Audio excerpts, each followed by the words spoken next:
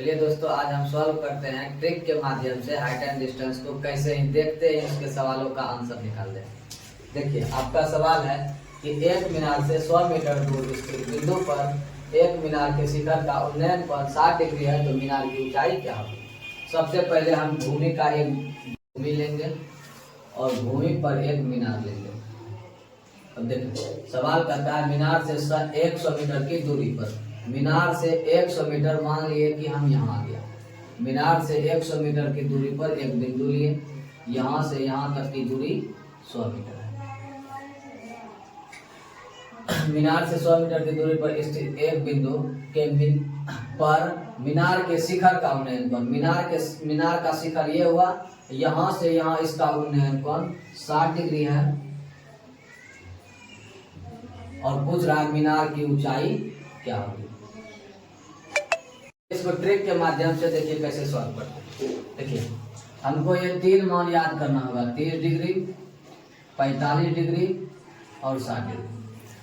30 degree के सामने के भुजा का मान 1, 45 डिग्री के सामने के भुजा का मान 1 और 60 डिग्री के सामने के भुजा का मान √3। ये तीनों हमको याद करना होगा। देखिए, ये कौन हो गया समकोण 90 डिग्री का।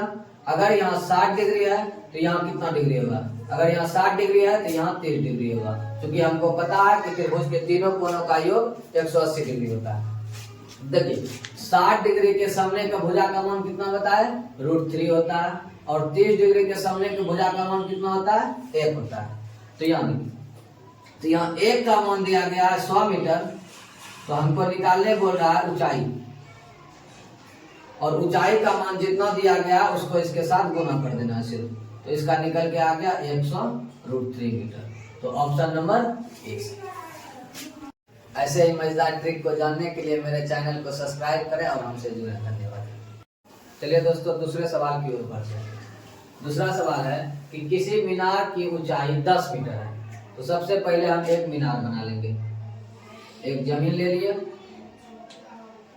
और इसके ऊपर एक मीनार बना लिए जिसकी ऊंचाई 10 मीटर है। अब आगे कहता है, जब सूर्य का उन्नयन कोण 45 डिग्री होता है, अगर सूर्य पीछे से है, यहाँ से यहाँ तक का कोण 45 डिग्री है,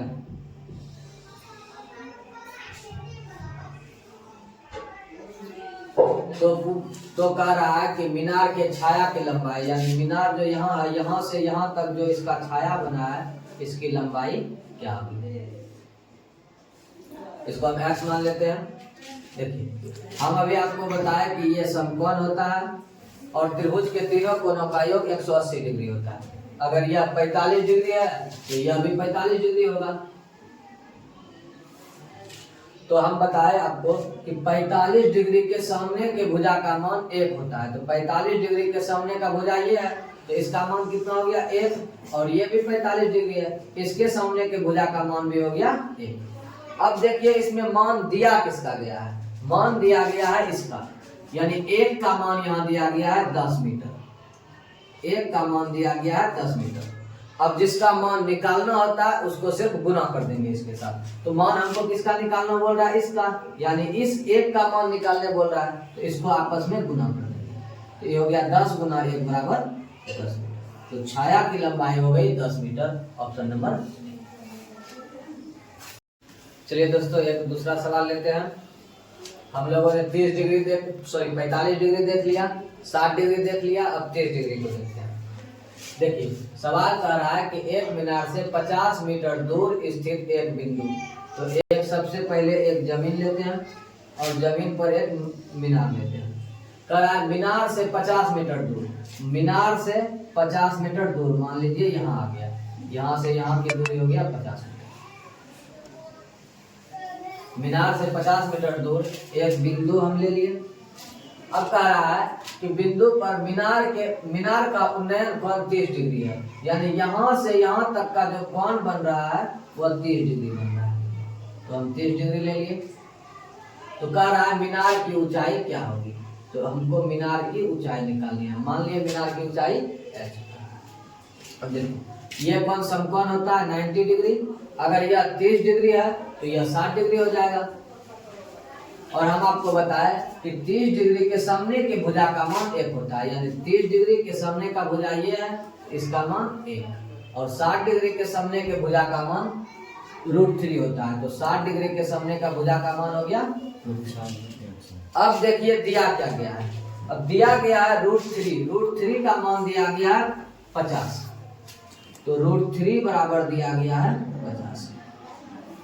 तो सबसे पहले हम इसको 1 के बराबर करेंगे, तो इसलिए 1 बराबर कितना हो जाएगा 50 बटा √3, और हमको मान किसका निकालने का रहा है, मीनार की ऊंचाई, तो जिसका मान निकालने का आएगा उसको हम सिर्फ आपस में गुना कर देंगे। तो मान का रहा है ऊंचाई निकालने, और ऊंचाई का मान दिया गया 1, तो इसके साथ कर देंगे गुना। तो 50 बटा √3 गुना 1 बराबर हो गया 50 बटा √3 मीटर, और यही हो गया आपका आंसर, यानी ऑप्शन नंबर